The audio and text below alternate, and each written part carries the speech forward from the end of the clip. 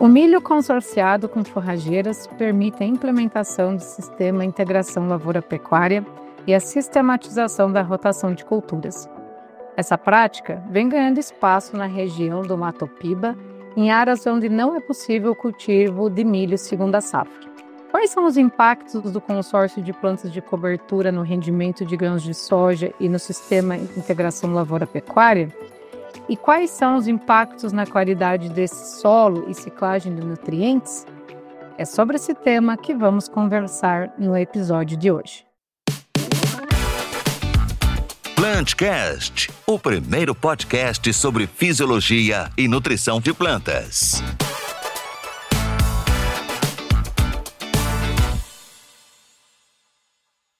Olá, ouvintes! Sejam muito bem-vindos a mais um PlantCast da ICL, o primeiro podcast sobre nutrição e fisiologia de plantas do Brasil.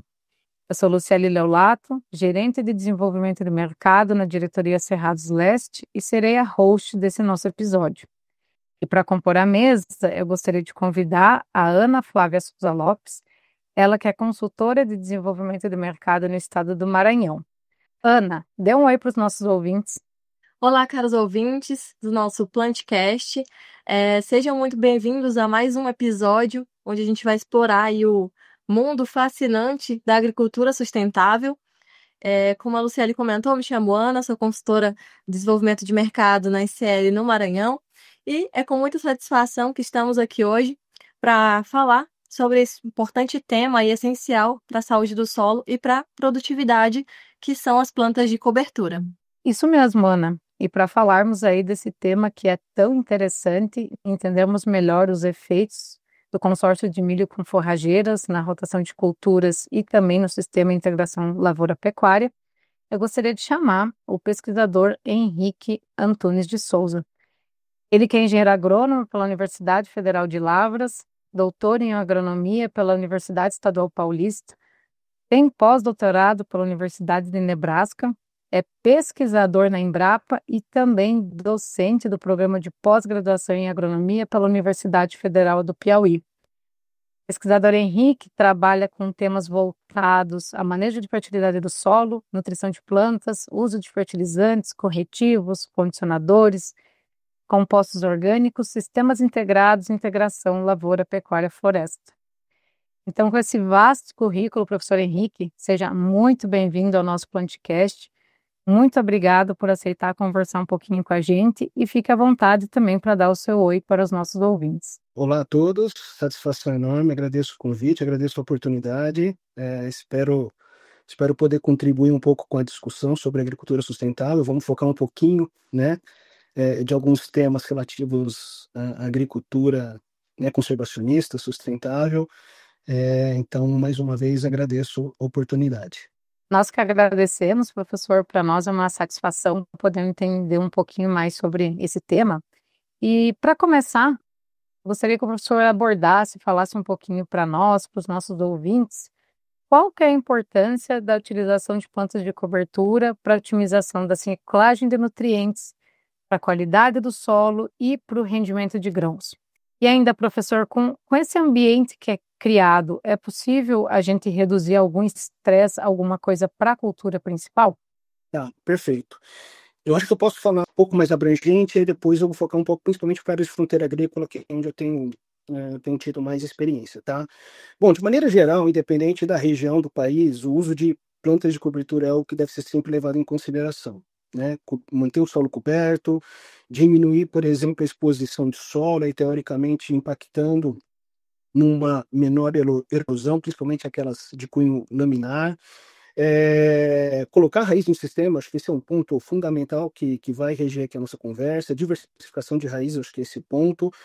Teoricamente, a gente tem que lembrar também, quando a gente fala de raiz, a gente está falando de carbono. Às vezes a gente fala de carbono pensando somente no que está acima do solo, que a gente consegue observar, enxergar. Contudo, de fato, quem faz o trabalho mais grosseiro, vamos dizer assim, se me permitem usar esse termo, são as raízes, tá? Então, o uso de plantas de cobertura, sempre que possível, deve ser utilizado, porque ela traz benefícios, principalmente, e quem mais, ganha com o uso de plantas coberturas é o solo, né? Então, o bem maior do agricultor é o solo, e teoricamente, se assim ele é melhorado, consequentemente isso vai reverberar tanto na produção vegetal quanto na produção animal, se assim for o caso da exploração econômica ou da atividade agropecuária, enfim, independente da região do país.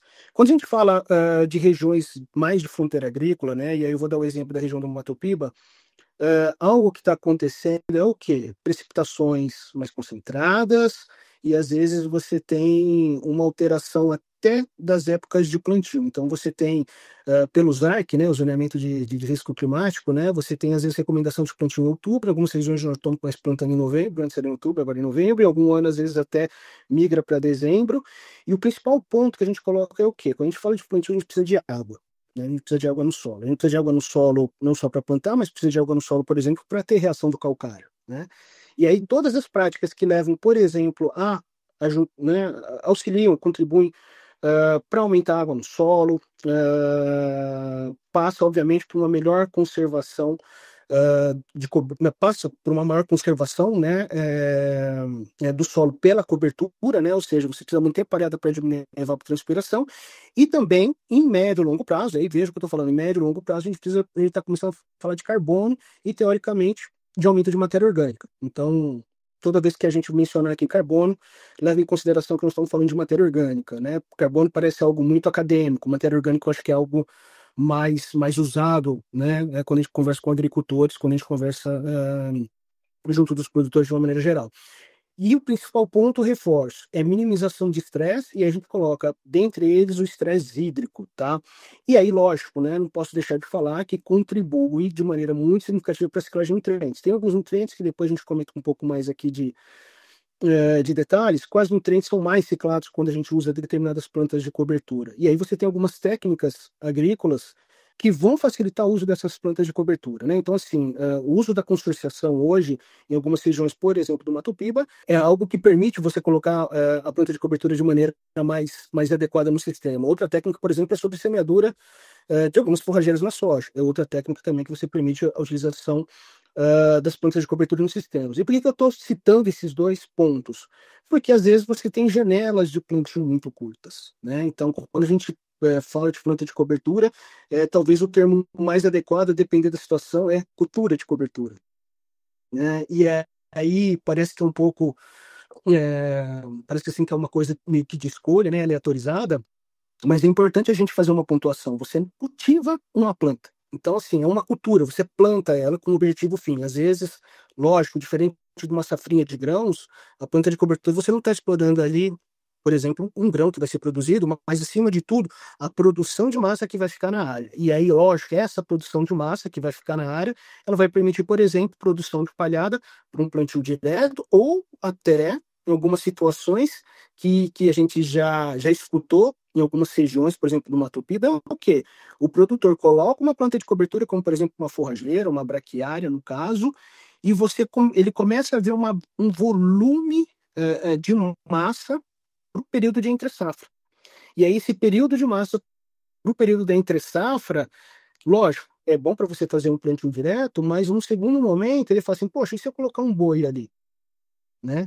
Por quê? A dificuldade de você fazer da sua produção animal é a produção de alimento para o período de entre-safra. Não é à toa que a gente fala, né, de fenação, silagem e etc. A dificuldade é você fazer comida para o período de entre-safra. E quando você usa, por exemplo, algumas forrageiras, às vezes num primeiro momento com viés de planta de cobertura, a produção de volumoso, né, desculpa, a produção de massa, que depois vai virar um possível volumoso, vai permitindo, por exemplo, a integração de atividades. Então, o uso de plantas de cobertura, num primeiro momento, ele tem um objetivo muito claro: conservar solo, ciclar nutrientes, aumentar a umidade de solo, né, reter mais água no solo, aumentar atributos biológicos e químicos no primeiro momento. Contudo, isso vai muito mais além. E em algum momento até o produtor começa a ver a possibilidade de integrar atividades. Isso é sensacional, principalmente em regiões em que você tem uma quadra chuvosa mais curta. Isso acaba sendo muito interessante porque a planta de cobertura, no primeiro momento, ela se mostra como teoricamente um gasto, você tem que comprar semente, né? Então, você tem um gasto, você tem um dispêndio ali, é, mas os benefícios que ela traz, ela são muito maiores do que esse gasto pontual que você tem com sementes. É lógico que esse custo de semente ele é variável, dependendo da cultura que você escolhe e do objetivo que você quer colocar, com aquela planta, né, dentro do seu sistema, dentro da sua propriedade. Então, de uma maneira geral, as vantagens do uso de plantas de cobertura são enormes, são grandes, e o primeiro ponto que a gente coloca é o seguinte: não é uma planta tão simplesmente, né, que a gente pega e lança. É uma cultura que tem um objetivo, às vezes, não no primeiro momento de dar um retorno econômico, mas é uma cultura que vem para o sistema para dar alicerce para as culturas subsequentes. Eu acho que esse seria um ponto importante de ser mencionado. Muito bom, doutor Henrique. Aproveitando aí, pegando o gancho que você falou muito bem, né? Trouxe a relação do estresse hídrico e como as plantas de cobertura ou culturas de cobertura podem nos dar esse aporte de umidade no solo. Quais são os impactos da utilização dessas plantas de cobertura na retenção dessa água no solo e como isso se relaciona com a nutrição das culturas, né, de interesse, as culturas principais que a gente tem, principalmente pensando nesses períodos de estresse hídrico? Primeiro, que é importante reforçar que os efeitos advindos do uso das plantas ou culturas de cobertura, ele é um efeito de médio e longo prazo. Então, obviamente que nas primeiras safras você já vai conseguir observar algumas alterações. Aí depois eu posso mencionar um pouquinho mais e vai de maneira muito clara para a nutrição de planta. Esses primeiros sinais que a gente começa a observar quando a gente usa a planta de cobertura, mas focando mais para a questão, vamos falar assim, física do solo, né? Focando mais para a questão hídrica. O principal ponto é diminuir, lógico, né? Evaporação, vamos colocar assim, né? Evapotranspiração também, né? De uma maneira mais abrangente. E nesse médio e longo prazo, a gente começa a observar, principalmente em áreas de solos arenosos, solos de textura média para solos arenosos, que são solos que vêm sendo explorados mais intensivamente nos últimos anos, e áreas onde talvez 20 anos atrás a gente não imaginaria que a agricultura estaria caminhando, hoje ela já está e já se faz presente, e com patamares produtivos extremamente satisfatórios. E aí esses solos que teoricamente são solos mais, fazendo um parênteses aqui, né, solos um pouco mais leves, a gente precisa colocar ali nesses solos principalmente matéria orgânica, tá? E aí o grande desafio de você colocar matéria orgânica nesses sistemas é colocar planta. Você precisa colocar planta ali no sistema.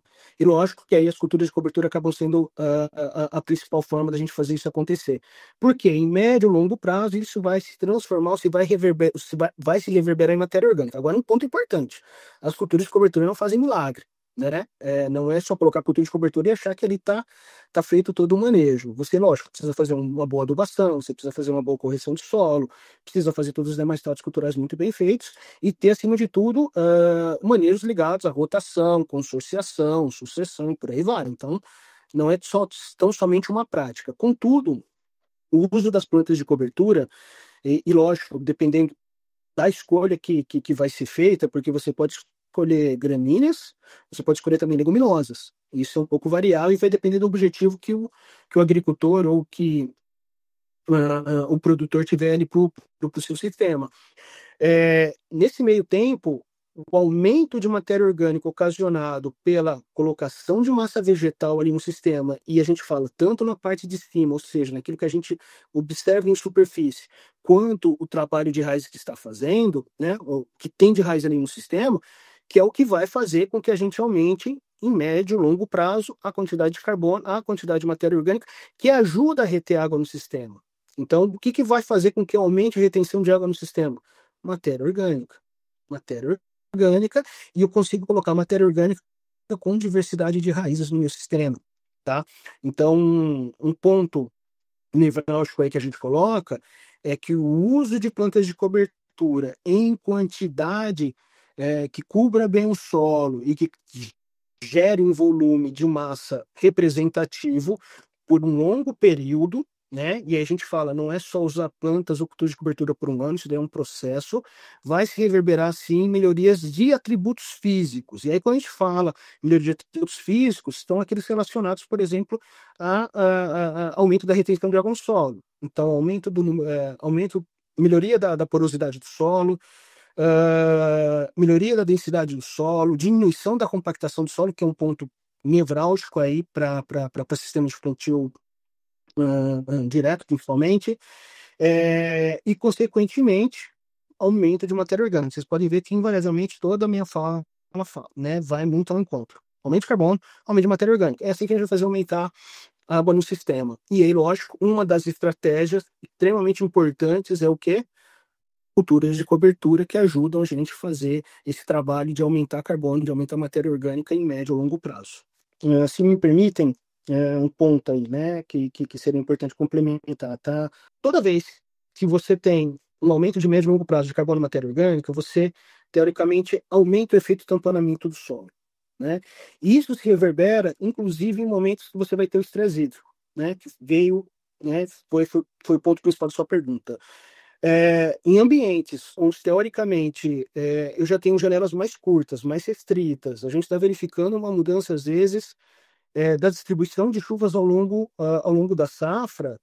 Tudo aquilo que você puder fazer para aumentar o tamponamento do solo, para que ele possa amortizar esses períodos de má distribuição de chuva, é importante, inclusive com reflexo no plantio, né? Então, às vezes você pode lançar mão de ganhar 1 ou 2 dias no plantio, por exemplo, porque você tem um colchão de amortecimento que se reverbera teoricamente, sucesso, por exemplo, na implantação da sua lavoura. E isso a gente consegue com o quê?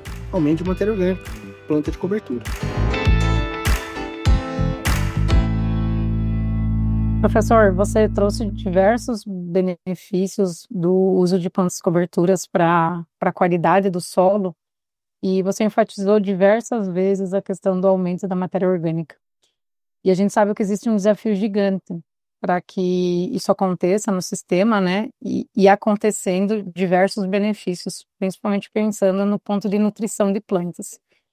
Então, nesse sentido, eu gostaria de lhe perguntar assim, um pouco mais sobre matéria orgânica, como que o professor vê, enfim, talvez a médio, longo prazo, que esse sistema, né, que usando plantas forrageiras a gente conseguisse aumentar isso no sistema. Esse é um primeiro ponto. E o professor também comentou, né, que nós temos gramíneas, leguminosas. Na sua visão, quais espécies elas estão indo melhor no sistema, na sua vivência aí que o professor está tendo? E aí, para finalizar, professor, dentro dessas dúvidas, se o professor puder nos explicar um pouquinho, né, como que as plantas de cobertura elas conseguem influenciar na retenção dos nutrientes, enfim, na relação dos nutrientes, nitrogênio, fósforo, potássio no solo, eu acho que seria bem importante a gente passar isso para os nossos ouvintes também. Tá, vamos lá, então. Perguntas capciosas. Quando a gente fala de carbono, tá? De matéria orgânica, então, só voltando àquilo que a gente colocou. Quando a gente fala de carbono, nós estamos falando de matéria orgânica. Nós falamos de matéria orgânica, nós estamos falando de carbono, invariavelmente, tá? Quando a gente pensa em aumentar a matéria orgânica ou manter a matéria orgânica, eu acho que é importante a gente comentar isso, né? Aumentar a matéria orgânica não é fácil, é difícil, né? Eu acho que isso depende também muito do ambiente de produção que nós estamos falando, tá?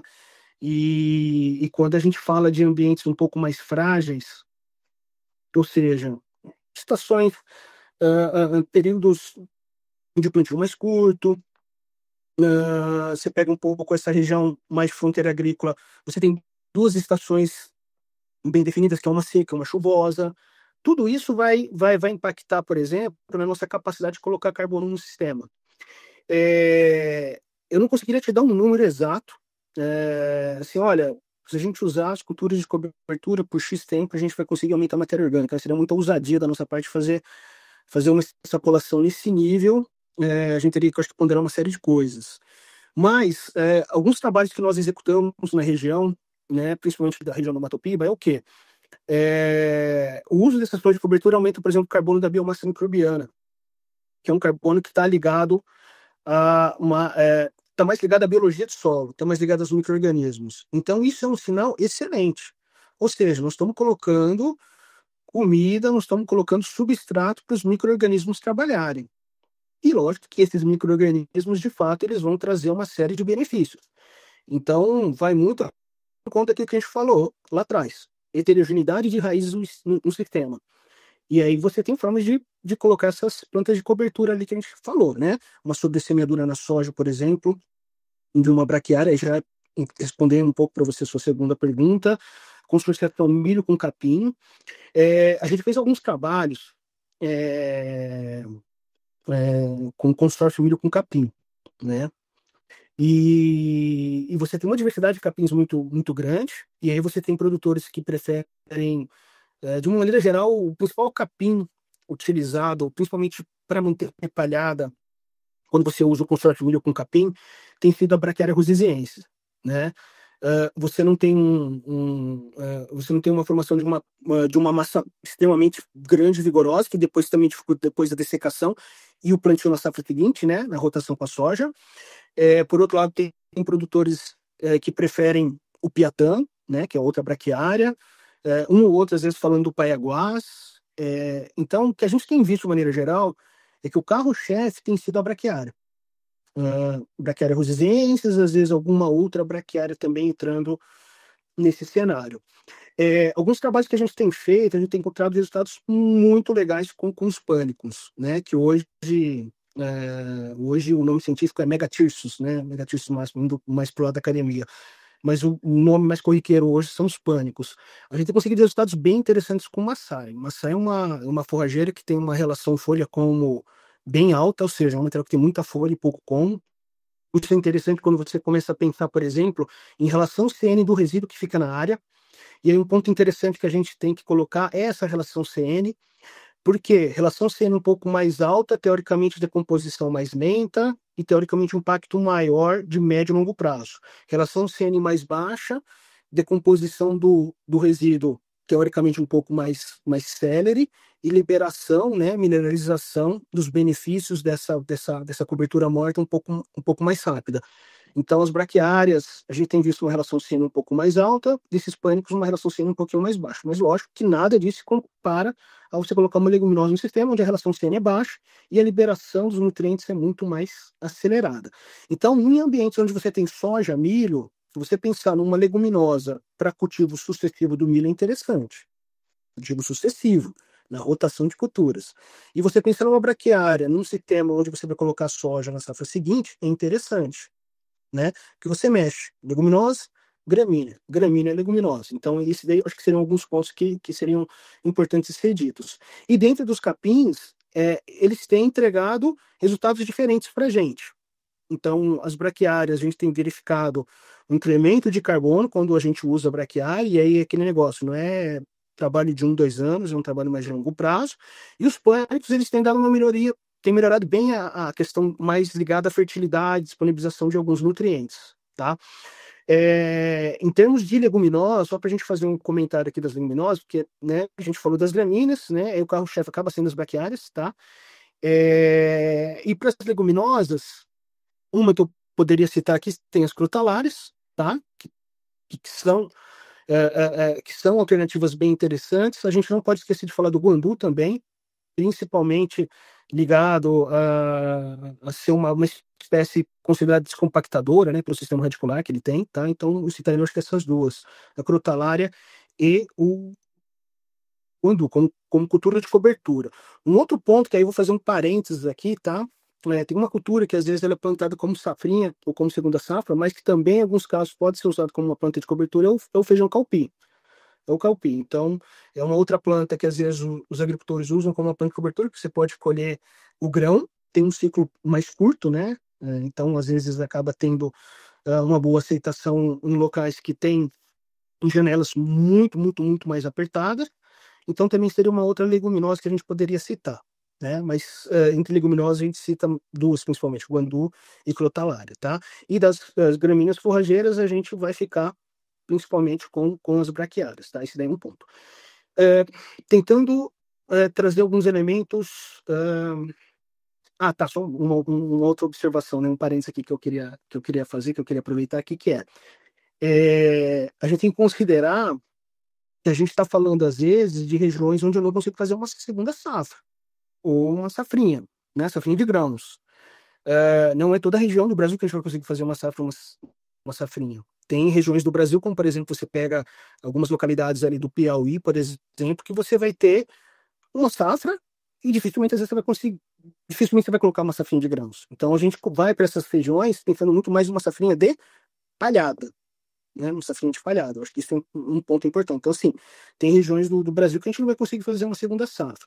Quando a gente fala de segunda safra, qual que é a principal cultura de cobertura que a gente tem? É o milho, né? Porque depois que você colhe o milho, a palhada que ele deixa no sistema é muito interessante, é muito boa, né? Então, eu acho que é importante você fazer esses parênteses do sistema que a gente está falando, tá? Sobre o impacto, né? Eu acho que tentando agora ir para o terceiro questionamento que você colocou, né? Que eu não tenho aqui, o impacto do uso dessas plantas de cobertura, principalmente para sistemas, desculpa, para retenção de nutrientes, né? Em sistemas que eu uso para cobertura, como que elas ajudam a reter os nutrientes, né? De uma maneira geral, eu acho que é importante a gente fazer duas considerações. A primeira está muito ligado à ciclagem de nutrientes que elas proporcionam. Então, o que acontece? O sistema radicular dessas plantas, né, dessas culturas, teoricamente são sistemas radiculares vigorosos, que conseguem explorar um volume de solo extremamente abrangente, e teoricamente é aquela história. Ela consegue absorver nutrientes que estão em camadas teóricas um pouquinho mais profundas, que talvez a minha cultura de interesse não consiga explorar por algum motivo que o valha.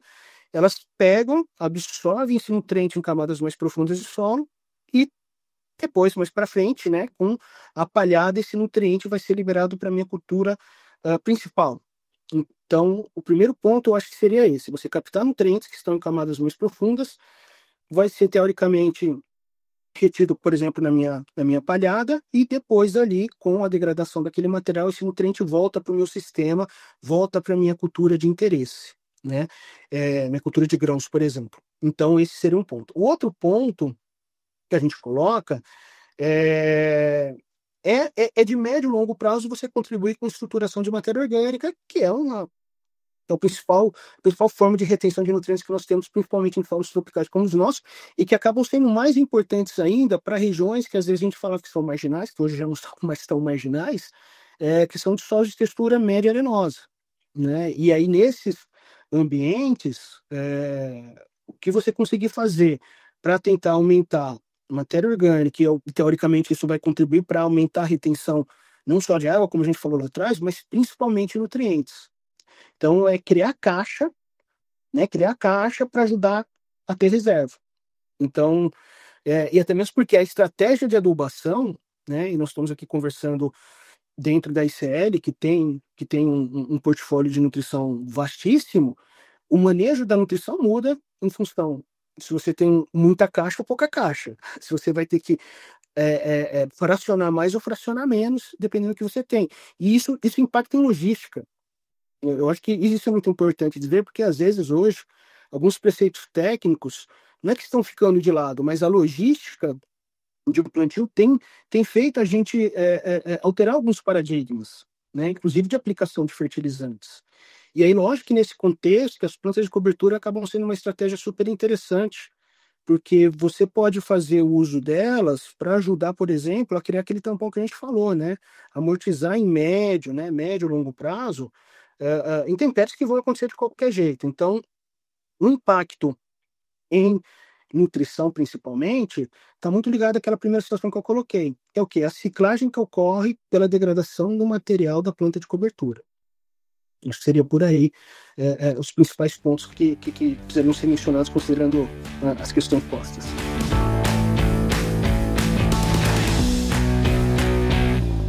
Muito bom, doutor Henrique. É muito importante a gente entender realmente a relação que existe, né, entre as plantas de cobertura, a matéria orgânica, que você trouxe muito bem, os tipos, né, de culturas de cobertura, de plantas de cobertura que a gente pode estar lançando mão no campo aí para trazer esses diversos benefícios que foram citados. E um dos pontos que você trouxe muito bem também durante a sua fala foi a atuação, a influência dessas plantas de cobertura na microbiota do solo. E eu queria que se possível, você comentasse um pouco com a gente quais esses efeitos, né, da utilização realmente dessas plantas de cobertura na atividade da microbiota do solo, desses micro-organismos, na ativação realmente desses micro-organismos e como isso pode afetar a mineralização desses nutrientes ali no solo. Tá, perfeito. Não é tão simples da gente formular uma resposta pontual. Porque a gente tá falando de micro-organismos e tem uma série de fatores que acabam impactando na presença deles no solo. Então, água, nutrientes, textura, aeração, compactação e por aí vai. Um ponto principal que a gente tem que colocar ali é que quando você coloca uma cultura de cobertura no seu sistema, você está colocando principalmente o que eu falei lá atrás, raiz. Né? Eu acho que esse ponto tem que ficar tem que ficar bem reforçado aqui na nossa conversa, no nosso bate-papo. E aí, quando você coloca a raiz diferente no seu sistema, você dá oportunidade de se aumentar essa microbiota. Você começa a ter diferentes. Deixa eu fazer um parênteses aqui, né? Quando a gente fala de microbiota, o que nós estamos falando de microbiota? Né? O que é microbiota? O que são micro-organismos solos? Nada mais é do que aquilo que a gente escuta falar, às vezes, para outras áreas de atuação. É fungo, é bactéria, é quitinómiceto, né? Em alguns casos, dependendo da situação, tem vírus e tal. Mas nós não estamos deixando de falar o quê? Principalmente fungo e bactéria. Né? E aí você tem alguns trabalhos hoje que tentam revelar, por exemplo, quais são os principais grupos de bactérias que estão atuando para determinado sistema de produção. Isso é muito interessante, porque ajuda você, por exemplo, a entender se eu preciso ajustar, por exemplo, o meu sistema para uma fertilização mais focada em fósforo ou mais focada em potássio, porque dependendo do grupo que predomina ali, teoricamente você vai ter uma prevalência de algumas bactérias, de alguns fungos e por aí vai. O ponto importante é que quando a gente fala de presença de micro-organismos, você precisa dar substrato, ou seja, você precisa dar comida para eles. E o principal ponto que você tem que colocar ali para poder dar esse substrato, para poder dar comida, no bom sentido, é o que? Raiz. Né? E aí, quando você oportuniza plantas de cobertura, essas plantas de cobertura, elas ficam no solo no pior período, no pior momento que tem. Qual que é o pior período, o pior momento que tem dentro do ano agrícola? A entre-safra. Então, ali você vai oportunizando substrato, né? É lógico também que se não tiver água, tudo fica parado, né? Isso é sempre importante a gente mencionar, tudo fica parado. Mas, a partir do momento que você coloca essas raízes, essa diversidade de raízes ali no sistema, você está colocando novos grupos de bactérias ou de fungos, actinomicetos e por aí vai, dentro do seu substrato, ou seja, dentro do solo. E aí, teoricamente, isso vai contribuir para uma maior e melhor degradação do material vegetal que você tem ali. A partir do momento que você tem você está oportunizando que você tenha uma maior degradação do seu material, para ter uma maior diversidade de micro-organismos no seu sistema, você vai ter uma liberação desses nutrientes ao longo do tempo de uma maneira mais assertiva, mais acertada, ou, teoricamente, com uma compensação melhor ao longo do tempo. E aí isso é interessante do ponto de vista de nutrição. Você tem uma liberação à medida que você tem uma demanda. Eu acho que esse é o grande gargalo do manejo de nutrientes como um todo. Como que você coloca demanda com fornecimento? Isso não é muito fácil, porque envolve logística. E, às vezes, esse trabalho pode ser feito pelos micro-organismos. E aí, de novo, repito, você colocar palhada no sistema, raiz no sistema, pelo uso de cultura de cobertura, você ajuda a aumentar, por exemplo, a quantidade de micro-organismos que você tem e, acima de tudo, a diversidade de micro-organismos que você tem. E aí tem alguns indicadores não tão objetivos, como, por exemplo, você fazer um levantamento de quais grupos de bactérias que estão ali, mas às vezes análises mais pontuais, como por exemplo algumas enzimas de solo, ou até mesmo carbono da biomassa microbiana, nitrogênio da biomassa microbiana, já te dá um indicativo que você tem diversidade no sistema. E isso sim que é importante, porque se você está tendo mais carbono da biomassa microbiana, você está tendo substrato ali, os micro-organismos estão trabalhando, eles estão aumentando em quantidade para o quê? Para degradar o material que está ali. Então, você aumentar essa atividade pelo uso de culturas de cobertura vai se reverberar em médio e longo prazo em melhoria de nutrição.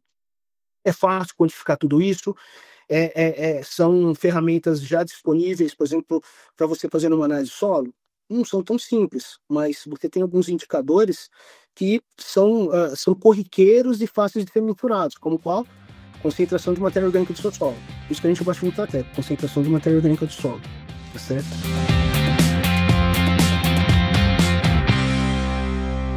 Excelente, professor. É um tema, assim, de extrema relevância, né? Eu até tomei nota aqui de algumas coisas que o professor foi falando como benefícios mesmo, entre diversos benefícios do uso de plantas de cobertura, mas eu deixei aqui a melhoria da estrutura do solo, aumento da matéria orgânica, inclusive que foi o final da sua fala aí, né, em relação à pergunta da Ana, aumento da biodiversidade no solo, conservação da umidade, também é algo que vai ajudar muito a próxima cultura, né, a reduzir estresse, ciclagem de nutrientes, que não poderia faltar, e com certeza aumento de uma produtividade e rentabilidade pensando a médio e longo prazo, né?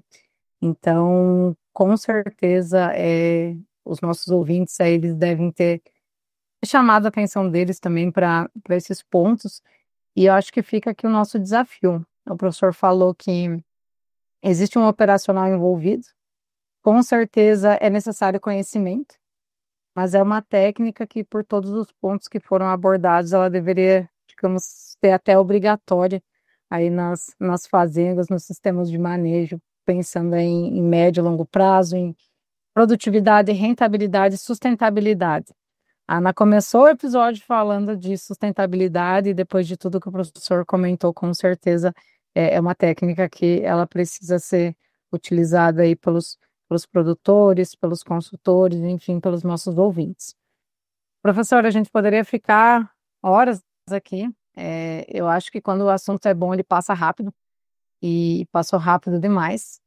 Então, antes de fazer o nosso fechamento, eu gostaria de lhe passar a palavra para o professor fazer as considerações finais, até pontuar alguma coisa a mais dentro dos itens que eu coloquei, se o professor acha que é importante, e também deixar para os nossos ouvintes o seu contato.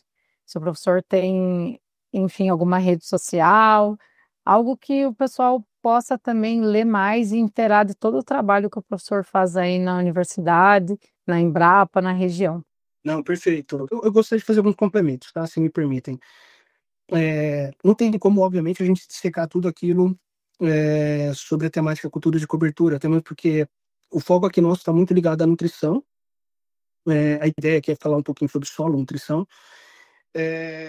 Mas as culturas de cobertura, elas reverberam também, por exemplo, em diminuição de plantas daninhas no sistema, às vezes possibilidade de, às vezes, reter, às vezes, algum inseto que vem ajudar no controle biológico. Então, assim, não é tão pontual, tão somente a questão solo e nutrição. Perpassa outras áreas da agricultura, vamos colocar de uma maneira geral, né? O impacto, por exemplo, de plantas daninhas é sensacional, né? Um ponto que eu queria reforçar aqui, mais do ponto de vista de nutrição de planta, é o seguinte: o uso de algumas dessas culturas, elas permitem uma sincronização de liberação de nutrientes. O que a gente tem visto em alguns trabalhos é o quê? Principalmente para potássio. Então, não que você vá começar a aplicar uma dose menor de potássio. Ainda não chegamos nesse caminho. Olha, se eu colocar uma planta de cobertura, eu vou colocar menos potássio. Não, não é isso. O que a gente tem visto é o seguinte: você tem tido uma melhora no aumento da eficiência do uso do nutriente. Então, você tem tido uma melhor sincronização de liberação do potássio, principalmente aquele proveniente da cultura de cobertura antecessora à sua cultura de interesse, como, por exemplo, a soja. Então, a gente tem alguns dados que mostram isso, uma melhor sincronização da liberação e disponibilidade dos nutrientes no solo. Eu acho que isso é um ponto nevrálgico, e casa muito com aquela pergunta anterior lá que a Ana tinha feito para mim, né? Então, acho que essa questão de melhoria de sincronização dos nutrientes é algo que deve ser reforçado aqui na nossa fala, né? Então, o uso, principalmente dessas gramíneas forrageiras, ajuda muito, contribui muito, tá? Outro ponto importante é que as culturas de cobertura, elas têm que ser vistas como um investimento. Você não vai dali colher grãos ou coisa do tipo, você investe, você planta, você gasta hora de trator, mas elas elas ajudam a reforçar o alicerce da sua casa, no bom sentido, né? O alicerce da sua lavoura, e os efeitos são sempre a posteriori, né? Ou seja, os efeitos vão ser observados na cultura subsequente, seja se você estiver fazendo um sistema de rotação ou sucessão de cultura, tá? Então, acho que esse é um ponto importante. Nós precisamos fazer mais trabalhos para trazer mais culturas alternativas que possam ser usadas como plantas de cobertura. Acho que isso é um ponto crucial. Para regiões um pouco mais frágeis, e a gente fala frágil às vezes no questão que tange questão climática, de precipitação, né, elas acabam tendo uma importância até maior e mais relevante ainda. Se eu não vou conseguir fazer uma safrinha de grãos, você pega parte do Mato Piba ali, uma região de fronteira agrícola famosa, já conhecida, consolidada, talvez 30%, 40% da área que você vai conseguir colocar uma safrinha de grãos. O restante da área você vai ter que colocar uma planta de cobertura, né? Que está, em médio e longo prazo, começar a caminhar para uma integração lavoura-pecuária, mas isso a gente sabe que não vai ser a realidade em toda a sua extensão. Mas sempre pensar numa ideia de safrinha de falhada. E aí, se me permitem também fazer um recorte aqui, que eu acho que era importante comentar, a gente falou assim, olha, trabalhar as braquiárias é super interessante, né, como grande exemplo, né, de uma cultura de cobertura, mas uma das que mais vem sendo usada, uma das que mais vem sendo empregada por diversas vantagens, né, uma cultura que às vezes com 2, 3 chuvas, como a gente fala, ela pega bem e cobre bem o solo, é o milheto, né? Então tem aquela história, entre colocar o milheto e não colocar nada, coloca o milheto. É uma cultura que a gente fala, né, ajuda a ciclar potássio e tal, na literatura está bem batido isso. Então, mas assim, é uma cultura que às vezes você consegue até colher um grão, dependendo do objetivo, enfim, que se destina. E por outro lado, a escolha do que você vai colocar no seu ambiente de produção vai depender muito do objetivo e da janela que você tem. Eu acho que isso é um ponto. Então, aquela história, dá para colocar uma braquiária, não colocar uma braquiária. A escolha da braquiária que você vai pôr, ou que se não for braquiária, se for migrar para um pânico, se for o caso, vai depender até mesmo do tipo de semente que você compra, vai depender se a semente é pelletizada, você tem que fazer talvez o plantio, considerando que você vai ter uma janela um pouquinho maior de chuva ainda, né? Um tempinho maior de chuva, senão talvez não precise comprar uma semente pelletizada, porque demora às vezes a germinação, alguma coisa nesse sentido. Agora, se você for fazer um plantio de consórcio milho com capim, aí a semente pelletizada talvez já seja mais interessante. Então, o objetivo que você quer entre uma série de variáveis. E aí você, lógico, tem que consultar um consultor, tem que conversar com um técnico para poder fazer o melhor ajuste desse cenário, tá? E aí a gente reforça efeitos do uso dessas plantas de cobertura. O objetivo sempre é ajudar a alicerçar melhor o seu sistema produtivo, né? E entre não colocar nada e colocar alguma coisa, tente colocar nem que seja, como por exemplo, a gente vê ali muito ali na região do Piauí, Maranhão, a Ana conhece bem ali a região, é o quê? Coloca um milheto. Não deu para colocar uma braquiária, não deu para colocar um pânico, não deu para colocar uma outra cultura agora, coloca um milheto, né? Eu acho que esse seria um ponto importante de ser mencionado. E para outras regiões do Brasil, o contexto é o mesmo, né? Tente colocar uma planta de cobertura sempre que possível. E a gente precisa investir um pouco mais em transferência de tecnologia, em vitrines, em mostrar os efeitos, em mostrar os benefícios, e assim, sempre estar trazendo números, né? Sempre trazer números. Um ponto que eu coloco aí nas pesquisas que a gente fez, que a gente trabalhou, né? Toda vez que a gente tinha uma soja cultivada depois de um milho com capim, e aí eu coloco braquiária, mas a gente fez testes com pânicos também. Olha, aumentava a produtividade de soja 10, 20% a mais. Eu acho que dependia do ano, do cenário e do ambiente que a gente estava falando, mas aumentava 10, 20% sem você colocar, às vezes, mais adubo ou fazer manejos diferentes. Então a gente tinha comparação com e sem a presença daquela cultura de cobertura. De 10 a 20%, a gente sempre obtinha de ganho mais, por exemplo, de produtividade de soja em trabalhos tanto no Piauí quanto no Maranhão, que são regiões de fronteira agrícola, né? Então assim, e aí casa muito com aquilo que a gente falou, né?